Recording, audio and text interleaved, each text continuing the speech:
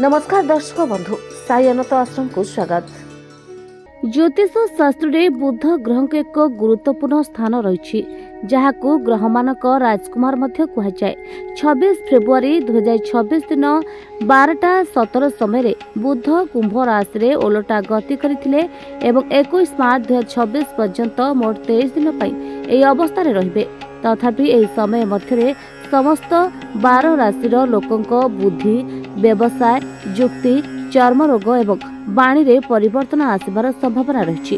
आसंतु जानिबा 26 February 21 मार्च 2026 पर्यंत बुध ग्रहर पछकु गति द्वारा केउ तीनोटी राशि लाभवान हेबे। कर्कट राशि नवम घरे बुध ग्रह पछकु अवस्थान अछि जहाँ सेमनका पई शुभ।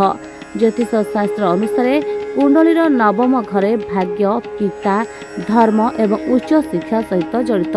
तेणु भाग्य भविष्य रे आपण को प्रत्येक प्रयास रे सफलता आनी पारे। यह व्यतीत आपण पिता सह आपण संपर्क उन्नत हेबो एवं तांको स्वास्थ्य भल हेबो। एही समय धार्मिक कार्य रे आपणकर आग्रह मध्य वृद्धि पाइबो। बिछा राशि बुधंक ओलटा गति बिछा राशिर पंचम घरे प्रभाव पकाइछि जहाँ सेमानक पई अनुकूल।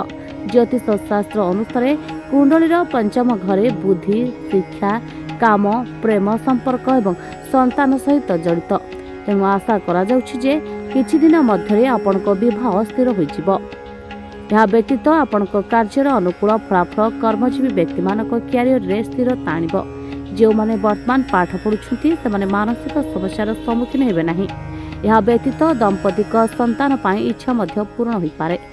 कुंभ राशि ग्रह मानकर राजकुमार बुधंक पछकु गति कुंभ राशि पाई शुभ हेबो कारण यह आपणक कुंडलीर द्वितीय घर को प्रभावित करिवे।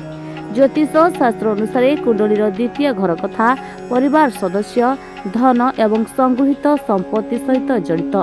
आशा करा जाउछि जे आगामी दिन में आपणक मीठा कथा एवं भल व्यवहार माध्यम किसी गुरुत्वपूर्ण हासिल करेंगे। यह व्यतीत परिवार सदस्य समर्थन आपण को संतोष आनिब। एही समय आपणक टंका एवं संपत्ति विषय मध्य चिंतित हेबे नाही। तमे पुओ को नहीं कि बाबा पाख आसला परे आपनकर कोन परिवर्तन हेछि पुओर जो गोड़ हाथ फाटुतला तार भी कोन परिवर्तन हेछि? हाँ मो एमती जड़े सांग पिला शुणिकी आपण पाक आसी किंतु आसला मो पु दीर्घ 7 वर्ष है जो कष्टा भोगुला मोर हृदबोध हो 7 दिन गला भाया लगे। तेणुक बहुत सल्व हो जाए बाबा को कोटि कोटि प्रणाम आउ महावीर पंचमुखी महावीर हनुमान को मो स्वामी जहाँ कहले मुझे से खावा चाहूँगी तथा मोर अलग अनुभूति बाबा कहले मेडिटेशन करने आम 7 थर मेडिटेशन कलापर काली कर मेडिटेशन मो निजे महावीर आसिक शुणी पेटू देवी आ मुझे कष्ट पाई मो पुओ एमती कि बर्तमान अनुभव करुँच मो पुओ भविष्य संपूर्ण भल। अच्छा पुओ एडी आसिले परे मोर जेती माने कष्ट थिला मा गुरु जमा चाली पर नथली एडी जेती सप्ताह भीतर आसिलेनी माने मते एते भल लागछि।